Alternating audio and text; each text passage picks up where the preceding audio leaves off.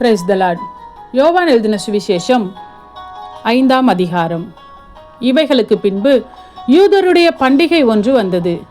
அப்பொழுது இயேசு எருசலேமுக்கு போனார். எபிரேய பாஷையிலே பெதஸ்தா என்னப்பட்ட ஒரு குளம் எருசலேமில் ஆட்டு வாசலின் அருகே இருக்கிறது. அதற்கு 5 மண்டபங்கள் உண்டு. அவைகளிலே குருடர், சப்பானிகள், சூம்பின உருப்புடையவர்கள் முதலான வியாதிக்காரர் அநேகர் படுத்திருந்து தண்ணீர் எப்பொழுது கலங்கும் என்று காத்து கொண்டிருப்பார்கள். ஏனெனில் சில சமயங்களிலே தேவதூதன் ஒருவன் அந்த குளத்தில் இறங்கி தண்ணீரை கலக்குவான். தண்ணீர் கலங்கின பின்பு யார் முந்தி அதில் இறங்குவானோ அவன் எப்பேற்பட்ட வியாதியஸ்தனாய் இருந்தாலும் சொஸ்தமாவான். 38 வருஷம் வியாதி கொண்டிருந்த ஒரு மனுஷன் அங்கே இருந்தான். படுத்திருந்த அவனை இயேசு கண்டு, அவன் வெகு காலமாய் வியாதியஸ்தன் என்று அறிந்து அவனை நோக்கி, சொஸ்தமாக வேண்டும் என்று விரும்புகிறாயா என்று கேட்டார். அதற்கு வியாதியஸ்தன், ஆண்டவரே, தண்ணீர் கலக்கப்படும் போது என்னை குளத்தில் கொண்டு போய் விடுகிறதற்கு ஒருவரும் இல்லை. நான் போகிறதற்குள்ளே வேறொருவன் எனக்கு முந்தி இறங்கி விடுகிறான் என்றான். இயேசு அவனை நோக்கி, எழுந்திரு, உன் படுக்கையை எடுத்துக்கொண்டு நட என்றார். உடனே அந்த மனுஷன் சொஸ்தமாகி தன் படுக்கையை எடுத்துக்கொண்டு நடந்து போனான். அந்த நாள் ஓய்வு நாளாய் இருந்தது.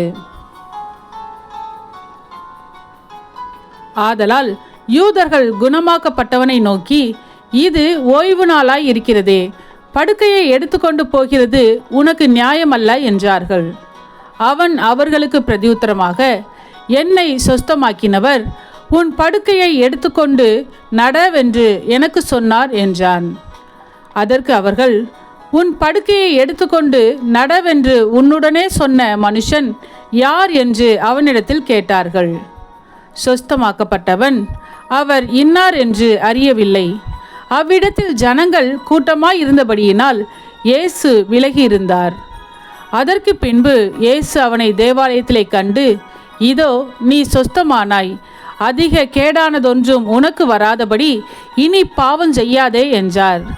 அந்த மனுஷன் போய் தன்னை சொஸ்தமாக்கினவர் இயேசு என்று யூதர்களுக்கு அறிவித்தான். இயேசு இவைகளை ஓய்வு நாளில் செய்தபடியால் யூதர்கள் அவரை துன்பப்படுத்தி அவரை கொலை செய்ய வகை தேடினார்கள். இயேசு அவர்களை நோக்கி, என் பிதா இதுவரைக்கும் கிரியை செய்து வருகிறார், நானும் கிரியை செய்து வருகிறேன் என்றார்.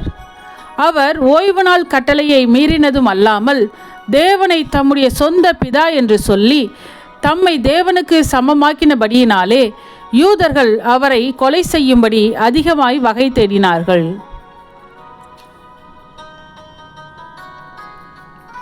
அப்பொழுது இயேசு அவர்களை நோக்கி, மெய்யாகவே மெய்யாகவே நான் உங்களுக்கு சொல்லுகிறேன், பிதாவானவர் செய்ய குமாரன் காண்கிறது எதுவோ அதையே அன்றி வேறொன்றையும் தாமாய் செய்ய மாட்டார்.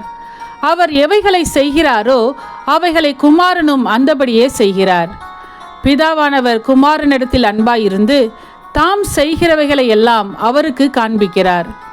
நீங்கள் ஆச்சரியப்படத்தக்கதாக இவைகளை பார்க்கிலும் பெரிதான கிரியைகளையும் அவருக்கு காண்பிப்பார். பிதாவானவர் மரித்தோரை எழுப்பி உயிர்ப்பிக்கிறது போல குமாரனும் தமக்கு சித்தமானவர்களை உயிர்ப்பிக்கிறார். அன்றியும் பிதாவை கனம் பண்ணுகிறது போல எல்லாரும் குமாரனையும் கனம் பண்ணும்படிக்கு பிதாவானவர் தாமே ஒருவருக்கும் நியாயத்தீர்ப்பு செய்யாமல் நியாயத்தீர்ப்பு செய்யும் அதிகாரம் முழுவதையும் குமாரனுக்கு ஒப்பு கொடுத்திருக்கிறார். குமாரனை கனம் பண்ணாதவன் அவரை அனுப்பின பிதாவையும் கனம் பண்ணாதவனாய் இருக்கிறான். என் வசனத்தை கேட்டு என்னை அனுப்பினவரை விசுவாசிக்கிறவனுக்கு நித்திய ஜீவன் உண்டு. அவன் ஆக்கினை தீர்ப்புக்குட்படாமல் மரணத்தை விட்டு நீங்கி ஜீவனுக்குட்பட்டிருக்கிறான் என்று மெய்யாகவே மெய்யாகவே உங்களுக்கு சொல்லுகிறேன். மரித்தோர் தேவகுமாரனுடைய சத்தத்தை கேட்கும் காலம் வரும், அது இப்பொழுதே வந்திருக்கிறது. அதை கேட்கிறவர்கள் பிழைப்பார்கள் என்று மெய்யாகவே மெய்யாகவே உங்களுக்கு சொல்லுகிறேன். ஏனெனில் பிதாவானவர் தம்மில் தாமே ஜீவனுடையவராய் இருக்கிறது போல குமாரனும் தம்மில் தாமே ஜீவனுடையவராய் இருக்கும்படி அருள் செய்திருக்கிறார். அவர் மனுஷ குமாரனாய் இருக்கிறபடியால் நியாயத்தீர்ப்பு செய்யும்படிக்கு அதிகாரத்தையும் அவருக்கு கொடுத்திருக்கிறார். இதை குறித்து நீங்கள் ஆச்சரியப்பட வேண்டாம். ஏனென்றால் பிரேத குழிகளில் உள்ள அனைவரும் அவருடைய சத்தத்தை கேட்கும் காலம் வரும். அப்பொழுது நன்மை செய்தவர்கள் ஜீவனை அடையும்படி எழுந்திருக்கிறவர்களாகவும், தீமை செய்தவர்கள் ஆக்கினையை அடையும்படி எழுந்திருக்கிறவர்களாகவும் புறப்படுவார்கள். நான் என் சுயமாய் ஒன்றும் செய்கிறதில்லை. நான் கேட்கிறபடியே நியாயந்தீர்க்கிறேன். எனக்கு சித்தமானதை நான் தேடாமல் என்னை அனுப்பின பிதாவுக்கு சித்தமானதையே நான் தேடுகிறபடியால் என் தீர்ப்பு நீதியாய் இருக்கிறது. என்னை குறித்து நானே சாட்சி கொடுத்தால் என் சாட்சி மெய்யாய் இராது. என்னை குறித்து சாட்சி கொடுக்கிறவர் வேறொருவர் இருக்கிறார். அவர் என்னை குறித்து கொடுக்கிற சாட்சி மெய்யான சாட்சி என்று அறிந்திருக்கிறேன். நீங்கள் யோவானிடத்தில் ஆள் அனுப்பி விசாரித்தீர்கள். அவன் சத்தியத்துக்கு சாட்சி கொடுத்தான். நான் ஏற்றுக்கொள்கிற சாட்சி மனுஷருடைய சாட்சி அல்ல. நீங்கள் ரட்சிக்கப்படுவதற்காகவே இவைகளை சொல்லுகிறேன். அவன் எரிந்து பிரகாசிக்கிற விளக்காய் இருந்தான். நீங்களும் சில காலம் அவன் வெளிச்சத்திலே கலிகூற மனதாய் இருந்தீர்கள். யோவானுடைய சாட்சியை பார்க்கிலும் மேன்மையான சாட்சி எனக்கு உண்டு. அதென்னவெனில், நான் நிறைவேற்றும்படிக்கு பிதாவானவர் எனக்கு கற்பித்ததும் நான் செய்து வருகிறதுமான கிரியைகளே. பிதா என்னை அனுப்பினார் என்று என்னை குறித்து சாட்சி கொடுக்கிறது. என்னை அனுப்பின பிதா தாமே என்னை குறித்து சாட்சி கொடுத்திருக்கிறார். நீங்கள் ஒரு காலும் அவர் சத்தத்தை கேட்டதும் இல்லை, அவர் ரூபத்தை கண்டதும் இல்லை. அவர் அனுப்பினவரை நீங்கள் விசுவாசியாதபடியால் அவருடைய வசனம் உங்களில் தரித்திருக்கிறதும் இல்லை. வேத வாக்கியங்களை ஆராய்ந்து பாருங்கள். அவைகளால் உங்களுக்கு நித்திய ஜீவன் உண்டென்று எண்ணுகிறீர்களே. என்னை குறித்து சாட்சி கொடுக்கிறவைகளும் அவைகளே. அப்படியிருந்தும் உங்களுக்கு ஜீவன் உண்டாகும்படி என்னிடத்தில் வர உங்களுக்கு மனதில்லை. நான் மனுஷரால் மகிமையை ஏற்றுக்கொள்கிறதில்லை. உங்களில் தேவ அன்பு இல்லை என்று உங்களை அறிந்திருக்கிறேன். நான் என் பிதாவின் நாமத்தினாலே வந்திருந்தும் நீங்கள் என்னை ஏற்றுக்கொள்ளவில்லை.